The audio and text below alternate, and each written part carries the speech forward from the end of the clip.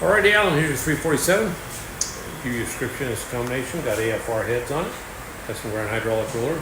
The Edelbrock manifold. Sniper 2 setup you sent in. Vintage air front end. Moroso. Go in there and make a run. See what it does. Stay tuned.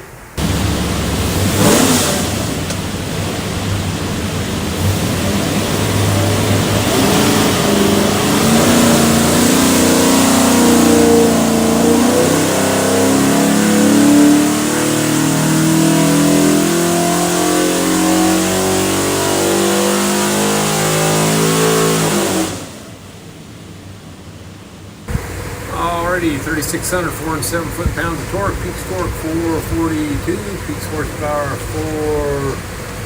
443. So it's basically our 425 combination with AFR heads on it, so it runs really good. It's also got a front end on it, so you can add another 10 or 15 to that. So good number.